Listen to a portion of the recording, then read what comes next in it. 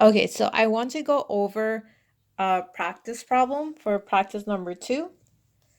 We're gonna have to do a couple of things for this practice. We're gonna have story problems that gives us information, and with that information, we have to see, we'll find what is the independent variable, what is the dependent variable in an equation. The equation right here, I can't speak, will help us fill out this table that would represent the ratio of how many minutes and how many days. So let's read the problem to make it make more sense. Kyla spends 60 minutes of each day exercising. Let D be the number of days that Kyla exercises, and let M represent the total minutes of exercise in a given time frame. So I'm going to kind of highlight the important information in my story problem. So she exercises 60 minutes for each day she exercises. They want me to use D to represent the number of days that she exercises. So D is the amount of days she exercises. For every one of those days, she exercises for 60 minutes. So 60 minutes per day. D represent the amount of days. And then it tells me let M represent the total amount of minutes. So I'm going to highlight that.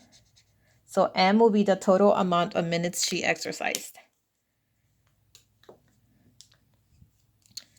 So I can already tell which is my independent variable and which is my dependent variable. If we remember from yesterday, the dependent variable depends on the independent variable. So I know that she exercises 6 minutes per day. So for every day that she exercises, it's 60 minutes. So D is the variable that's manipulated because it depends on the amount of days that she exercises. So D is my independent variable. So D can be X. We used X before. This time they're telling us to use D. So she exercises 60 minutes for every day that she exercises. So 60D. 60D kind of helps me to write the equation first. This can help me understand this better, but you work however you want to. So 60 minutes for every day that she exercises. So she can exercise for 2 days. That means it would be 2 times 60. She can exercise for 3 days. That'll be 3 times 60. This is manipulated or changed because it depends on how many days she chooses to exercise. D is the independent variable. And this can give me the answer for the dependent variable. Remember, the dependent variable is your answer after the equal sign.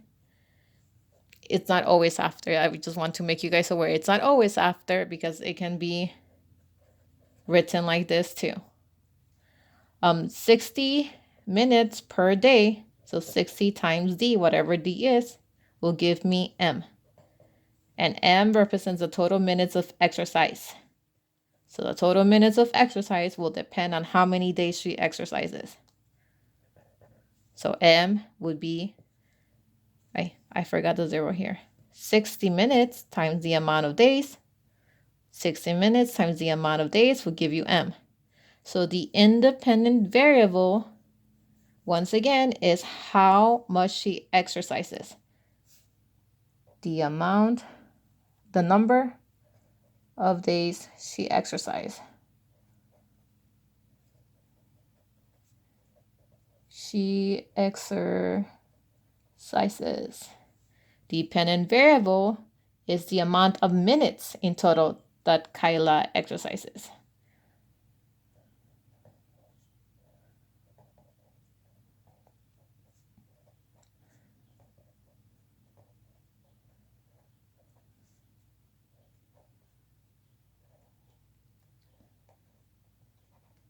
The amount of minutes of exercise. So once again, D, and this is M. Now to fill in your table, choose one side for the variable. Usually I like to use this side for the independent variable and this side for the dependent and independent. There we go. So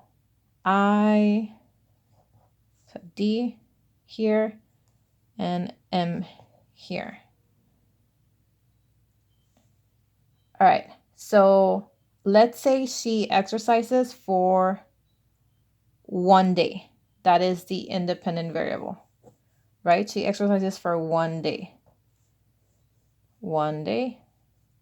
For 1 day, she does 60 minutes. That's what we know, right? Because it told us in the story 60 minutes of each day. So for 1 day, it's 60 minutes. Let's say she exercises 2 days. In 2 days, she will exercise. You can plug it in here, 60 times 2, or you can skip count. 60 plus 60 is 120. So for 2 days, she does 120 minutes. For 3 days, she does 180. Once again, it's moving by 60. For 4 days, she does 240. For 5 days, she does 300 minutes. Once again, you can easily plug in any number that D represents into this equation and solve it. 60 times 4, 60 times 5, 60 times 2. It will give you M. And that's all you have to do. So now try doing the rest of the problems on your own.